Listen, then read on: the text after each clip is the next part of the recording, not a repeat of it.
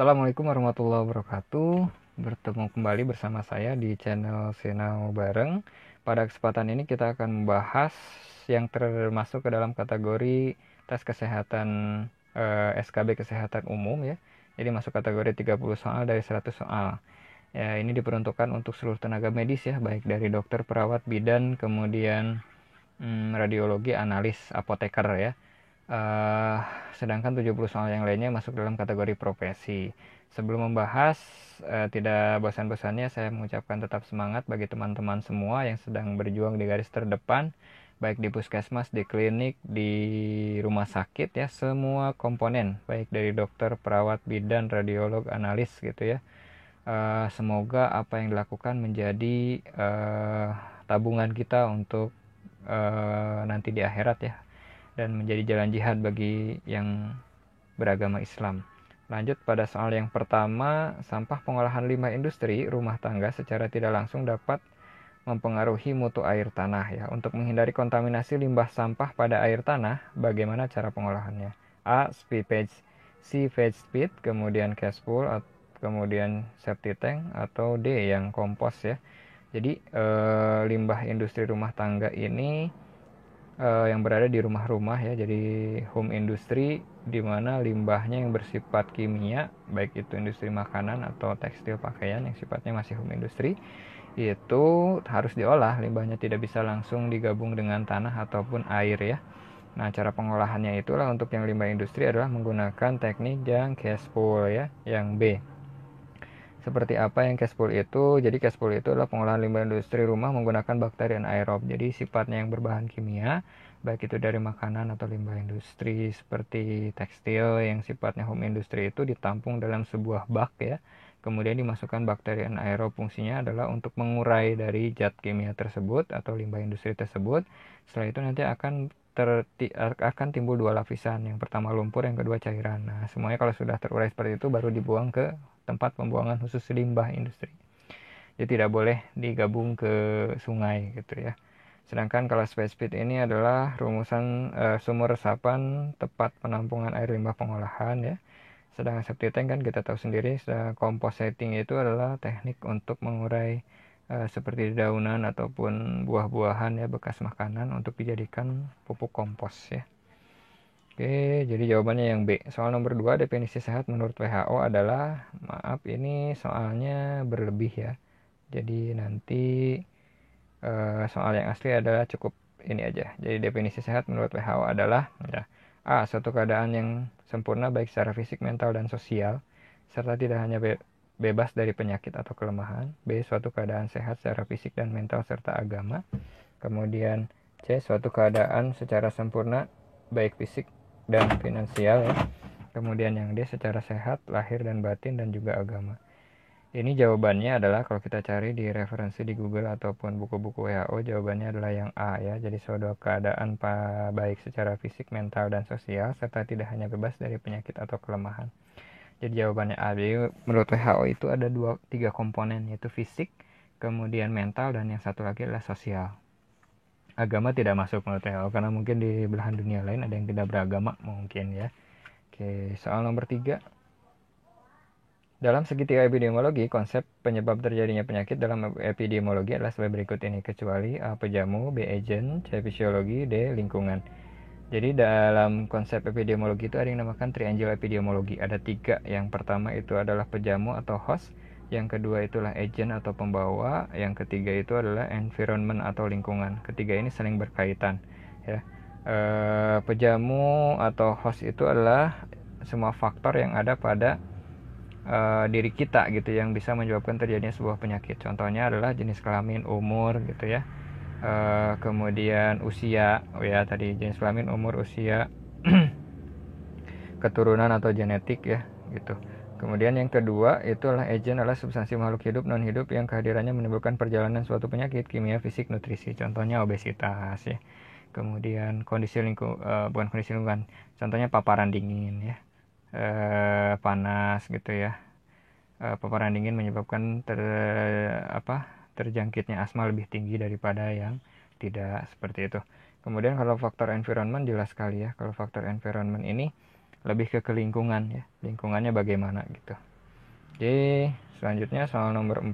Faktor-faktor yang harus diperhatikan terhadap sasaran dalam keberhasilan penyuluhan adalah A. Pendidikan, B. Tingkat sosial ekonomi, C. Adat istiadat, D. Kepercayaan masyarakat, E. Semua benar. Jadi sebelum melakukan penyuluhan kita harus memperhatikan faktor-faktor ini gitu ya. Pendidikan ya jelas ya. Jadi sebelum kita melakukan penyuluhan kita harus tahu tingkat pendidikan yang akan orang-orang yang akan kita suluh itu seperti apa. Ekonomi sosial juga sama gitu ya. Adat istiadat pun sama, jangan sampai kita melanggar ataupun memberikan penyuluhan yang tidak sesuai dengan adat istiadat mereka atau bertentangan dengan yang mereka percayai. Kepercayaan masyarakat juga sama, jadi jawabannya yang E ya, yang E, semua benar ya. Oke, soal nomor 5, puskesmas berada di wilayah kecamatan dan berperan dalam mendukung kecamatan sehat. Indikator utama kecamatan sehat adalah lingkungan sehat, perilaku sehat, cakupan pelayanan kesehatan yang bermutu, derajat kesehatan pendudukan kecamatan, atau E semua benar. Jadi, secara wilayah, puskesmas itu kan satu kecamatan, satu puskesmas. Walaupun secara administratif itu ke dinas kesehatan di kabupaten. Tapi, puskesmas ini juga mendukung terciptanya kecamatan sehat. Kecamatan sehat itu indikatornya yang mana aja, dari yang A sampai yang D itu adalah indikatornya. Jadi yang jawabannya adalah semua benar ya. Gitu. Soal nomor 6. Dalam menjalankan tugas pokok puskesmas terdapat beberapa faktor yang mempengaruhinya, yaitu sebagai berikut, kecuali tempat, biaya, tenaga kesehatan, alat medis, dan lingkungan. Jadi tugas pokok puskesmas ini tidak terlepas dari 5 hal. Yang pertama promosi kesehatan, yang kedua adalah kesehatan lingkungan, yang ketiga adalah pencegahan penyakit menular, yang keempat adalah kesehatan ibu anak dan KB, yang kelima itu adalah tadi kesehatan lingkungan udah ya, perbaikan gizi. Nah itu tergantung dari apa aja ya. Ya jelas ya, tempat tuh berpengaruh, tenaga kesehatan juga, alat medis juga, dan lingkungan ya. Yang kurang berpengaruh di sini adalah yang biaya ya, atau yang B. Puskesmas secara administratif bertanggung jawab kepada, nah ini tadi secara wilayah di kecamatan. Secara administratif sudah saya bahas tadi ya. Jadi puskesmas itu secara administratif bertanggung jawab kepada ya dinas kesehatan tingkat 1 ya di kabupaten atau kota. Oke, kemudian soal nomor 8. Upaya kesehatan wajib puskesmas adalah upaya yang ditetapkan berdasarkan komitmen nasional, regional, dan global. Memiliki daya ungkit tinggi untuk peningkatan derajat kesehatan masyarakat. Upaya kesehatan wajib terdiri dari, yang tadi saya bilang ada 5. Ya, kecuali yang mana? Nah, ini soalnya ada yang kurang ya. Ini adalah kecuali ya. Kecuali yang mana? Ya, kecuali yang A ya. Harusnya apa? Promosi. Jadi promosi kesehatan, upaya kesehatan lingkungan, kesehatan ibu anak dan KB, upaya perbaikan gizi, dan upaya pencegahan pemberantasan penyakit menular ya. Yang 9, promosi kesehatan merupakan program pelayanan puskesmas dengan salah satu kegiatannya adalah ini Promkes ya. Pencegahan penyakit, pembagian makanan bergizi, rujukan, penyuluhan, pengawasan saluran pembuangan air. Ini tidak terlepas dari 5 pokok tadi. Yuk, kita bahas satu-satu. Kalau pencegahan penyakit, ini masuk bisa saja ke yang pencegahan penyakit menular ya, bukan ke Promkes. Pembagian makanan gizi, penanggulangan gizi ya masuknya. Kemudian rujukan nggak nyambung, penyuluhan ya betul, pengawasan saluran pembuangan air ini ke kesehatan lingkungan. Jadi kalau Promkes itu lebih ke penyuluhan ya. Secara logika sih juga udah bisa jawab ya. Yang D. 10. Berikut adalah beberapa pertimbangan dalam menentukan cakupan wilayah puskesmas kecuali. Jadi cakupan wilayah puskesmas A ini seberapa luasnya itu ditentukan oleh ya. Yang pertama kecuali ya, pembangunan infrastruktur, frekuensi penyakit, keadaan geografis, jumlah penduduk, penetapan bupati, wali kota. Jelas ya ini mah. Udah bisa ketebak sih jawabannya yang E ya. Pembangunan infrastruktur jelas itu menentukan cakupan wilayah. Frekuensi penyakit juga jelas. Seringnya penyakit itu menentukan berapa besar wilayah puskesmas. Keadaan geografis jelas. Luas atau tidak. Padatnya penduduk jelas. Jadi yang bukan adalah yang E ya. Oke. 11. Puskesmas X menerima banyak pasien pelajar luka-luka akibat kekerasan. Diketahui penyebab pelajar banyak terluka dikarenakan beberapa pelajar berada di wilayah pengaruh alkohol. Apakah peranan perencanaan tindakan yang perlu dilakukan agar tenaga kesehatan atau puskesmas agar kasus tersebut tidak terulangi lagi di desa X? Jadi lebih ke masa depan ya, agar tidak terulangi lagi. Oke, kita bedah satu-satu ya. Yang merubah budaya yang ada boleh. Melakukan konseling dan rehabilitasi pada siswa yang menggunakan alkohol kurang tepat karena bisa saja ada para pelajar lain atau siswa lain yang juga suka mengkonsumsi alkohol tapi tidak ikut tawuran saat itu, berarti tidak teredukasi gitu ya. Ini kan untuk jangka panjang. C. Minta bantuan polisi, jelas kurang tepat karena yang diminta adalah peran aktif kita sebagai puskesmas. D. Pengobatan intensif, kurang tepat juga, itu mah pada saat kejadian, tapi inilah untuk ke depan. E. Penyuluhan untuk seluruh siswa dan masyarakat tentang pengaruh buruk zat adiktif dan kekerasan. Ini ya, yang E. Lebih ke depan dan menyakup semuanya. Gitu. 12. Terdapat kasus terjadinya penyakit menular di desa Y. Pihak puskesmas dan tenaga kesehatan lain melakukan pengamatan secara sistematis dengan mengumpulkan data dari berbagai tahun yang lalu dan dari berbagai sumber terpercaya mengenai kualitas penyebab penyakit menular di desa tersebut agar dapat diberlakukan program penanggulangan yang lebih efektif dan efisien. Disebut teknik apakah yang dilakukan oleh pihak puskesmas? A. Pendidikan kesehatan atau Penkes. B. Perubahan budaya. C. Surveillance epidemiologi. D. Pengawasan kesehatan masyarakat dan sosial. Ini juga jelas ya. Pasti paham. Ini yang namanya adalah surveillance epidemiologi, yaitu upaya terstruktur sistematis untuk menyelidiki ya, meneliti timbulnya sebuah masalah ataupun kejadian penyakit menular di masyarakat ya. Jadi jawabannya adalah yang C. 13. Kesehatan lingkungan adalah cara suatu program yang diperkenalkan puskesmas untuk memantau keadaan lingkungan. Contohnya apa? Upaya dari program kesehatan lingkungan adalah A. Survei penyakit menular, memeriksa gigi dan pasien, imunisasi berkala, vaksin, dan pengawasan SPAL, saluran pembuangan air dan limbah.